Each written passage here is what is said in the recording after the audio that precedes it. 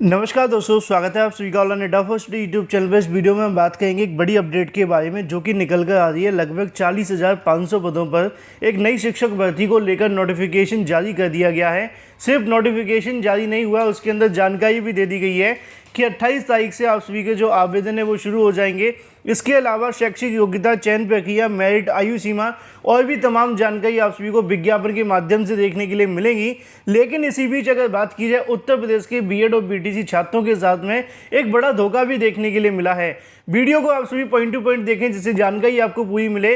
और इस वीडियो के अंदर आप सभी को एक बहुत महत्वपूर्ण जानकारी भी दी जाएगी जिसके बारे में आपको जानना बेहद आवश्यक है। चलिए दोस्तों, वीडियो शुरू करते हैं। वीडियो को लाइक कर दें, साथ ही शेयर कर दें और चैनल को सब्सक्राइब करना बिल्कुल ना भूलें, जिससे कि आपको इसी प्रकार की ऑथेंटिक और सटीक जानकारी ऑनलाइन अड्डा फर्स्ट चैनल के माध्यम से लगातार मिलती रहें। क्योंकि किसी भी भर्ती संबंधित कोई भी जानकारी निकलती है सबसे पहले आप सभी को इस चैनल के माध्यम से दे दी जाती है। तो यहाँ पर दोस्तों आप सभी को देखने के लिए मिल जाएगा ऑनलाइन आवेदन करने के बारे में जानकारी आप सभी के सामने सबसे पहले दी जाती है कि 28/3/2022 से आप सभी आवेदन कर सकते हैं। आप सभी को समय 22/4/2022 तक का दिया जाएगा। मतलब कि 28 मार्च, आने वाली 28 तारीख से आप सभी इसके लिए आवेदन कर सकते हैं। लेकिन 22 मार्च 2022 तक, माफ़ कीजिए 22 अप्रैल 2022 तक आपके पास समय होगा ऑनलाइन आवेदन को सबमिट करने के लिए। इसके अलावा अगर बात की जाए कुल पदों की संख्या के बारे में, तो यहाँ पे दोस्तों आप सभी को पदों की संख्या देखने के लिए मिलेगी। 40,506 पदों पे भर्ती निकाली गई है, जिसके अंदर अनरिजर्व वर्ग की अगर बात की जाए, जिसको हम अनरिजर्व आरक्षित कहा जाता है, उसके बारे में लिखा हुआ है 16,204। इसके अलावा आर्थिक रूप से कमजोर मतलब कि ईडब्ल्यूएस वाले अभ्यर्थी 4,046। इसके अलावा अनुसूचित जाति के लगभग 6,477, अनुसूचित जनजाति जिसको एसटी कहा जाता है उसके लगभग 418।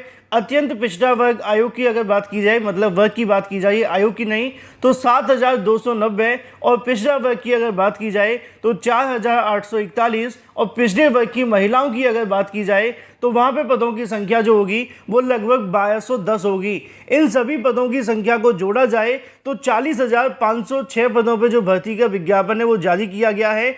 लेकिन 35% आरक्षण के फलस्वरूप अगर बात की जाती है तो यहाँ से जो पदों की संख्या वो इस प्रकार यहाँ से आरक्षित की गई है, जो कि लगभग 13,761 होगी। लेकिन ये तो बात हो जाती पदों की संख्या के बारे में कि टोटल पदों की संख्या लगभग 40,506 पद होंगे। इसके अलावा विशेष आरक्षण को लेकर भी नीचे जानकारियां दी गई हैं। जैसे कि अगर बात की जाए विकलांग अभ्यर्थियों के लिए, तो यहाँ से BI, DD, OH और भी तमाम जो यहाँ से आरक्षण बनते हैं उसके आधार पर यहाँ से 4% जो आरक्षण है वो दिया जाएगा, जो कि आजकल मिलता भी है। अगर बात की जाए वेतन के बारे में, तो जो प्रारंभिक वेतन देखने के लिए मिलेगा 30,500 के समकक्ष होगा। इसके अलावा और भी तमाम जानकारियां। लेकिन जैसा कि मैंने स्टार्टिंग में लिखा हुआ है कि उत्तर प्रदेश के बीएड और बीटीसी छात्रों के लिए कहीं ना कहीं धोखा है।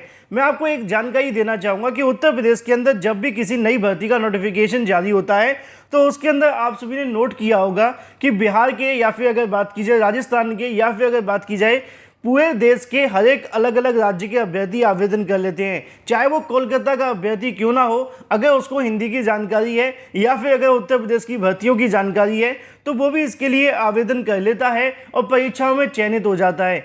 लेकिन अगर बात की जाए उत्तर प्रदेश के अभ्यर्थियों के साथ में जो बाहरी राज्यों के माध्यम से सलूक किया जाता है वो पूरे तरीके से गलत है। पहले मैं आप सभी को बता दूं कि उत्तर प्रदेश की बड़ी जनसंख्या है, इसके साथ बड़ी जनसंख्या में बेरोजगार भी बैठे हुए हैं। हाल ही में अगर बात की जाए बिहार से एक बड़ी संख्या में जो कि 40,506 पदों भर्ती का विज्ञापन जारी किया गया है। लेकिन इसके अंदर यहाँ पे जानकारी आप सभी के सामने दी जाती है कि विज्ञापन संख्या 04/2022 शिक्षा विभाग के अंतर्गत प्राथमिक विद्यालयों के अंदर प्रधान शिक्षकों के 40,506 पदों पर भर्ती के लिए नोटिफिकेशन जारी कर दिया गया है। ऑफिशियल वेबसाइट आप सभी के सामने ये दी गई है।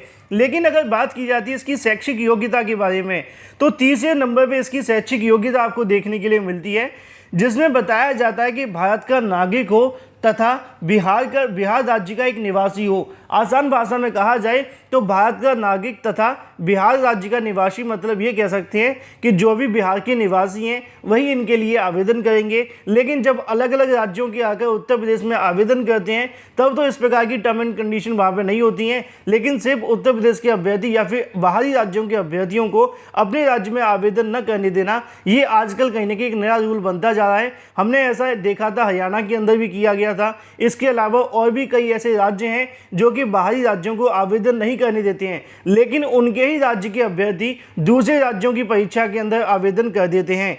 यहाँ पे आप सभी को देखने के लिए मिलता है, उनका कहना है कि जो इंडियन सिटीजन होगा, इसके अलावा जो आप सभी का रेजिडेंट होगा वो बिहार का होना चाहिए, तभी आप इसके लिए आवेदन कर सकते हैं।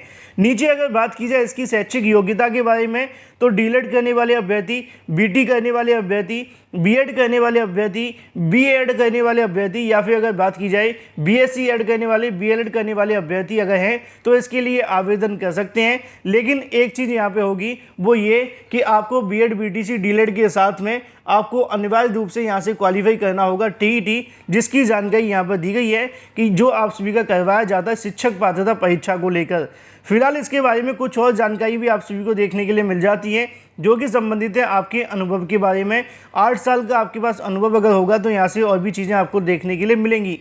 यहाँ पर उम्र सीमा के बारे में जानकारी देखने के लिए मिल जाती है कि बिहार सरकार पंचायती राज संस्थान एवं नगर निकाय की बात की जाए तो इसके अंतर्गत कार्यरत शिक्षकों के लिए न्यूनतम एवं अधिकतम आयु सीमा अलग से निर्धारित नहीं की जाएगी, परंतु अधिकतम आयु सीमा दिनांक 1/8/2021 तक अगर बात की जाए जो कि 60 वर्ष से अधिक नहीं होनी चाहिए।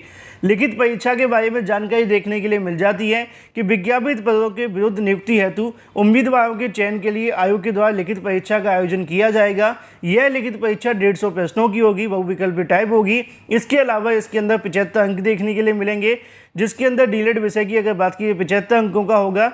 प्रत्येक प्रश्न 1-1 अंक का आप सभी को देखने के लिए मिलेगा, जिसमें आपकी नेगेटिव मार्किंग 0.25 की होगी। परीक्षा की अवधि 2 घंटे रखी जाएगी। इसके अंदर अगर बात की जाए तो इंटरव्यू देखने के लिए नहीं मिलेगा, जिसको लेकर उनके माध्यम से जानकारी दे दी गई है। लेकिन अगर बात की जाए परीक्षा के अंदर आप सभी का क्वालिफाइंग मार्क्स के बारे में, तो यहाँ पर जानकारी देखने के लिए मिलती है कि आप सभी लगभग 35 से लेकर 40 के समथिंग देखने के लिए मिलेगा। अगर बात की जाए जो दिव्यांग अभ्यर्थी हैं उनको 32% कम से कम लाना होगा। ये सिर्फ आपका क्वालिफाइंग मार्क्स होता है, इससे नौकरी नहीं मिलती है। इसके अलावा आरक्षण को लेकर यहाँ पर जानकारियाँ दी गई हैं। उसी को लेकर अगर बात की जाए आप सभी के यहाँ से शुल्क के बारे में, तो 750 रुपये आप सभी से लिए जाएंगे जो कि संबंधित होंगे अनरिजर्व के अभ्यर्थियों से। इसके अलावा केवल बिहार के राज्यों की अगर बात की जाए अभ्यर्थियों के बारे में, तो यहाँ से 200 रुपये आप सभी से लिए जाएंगे।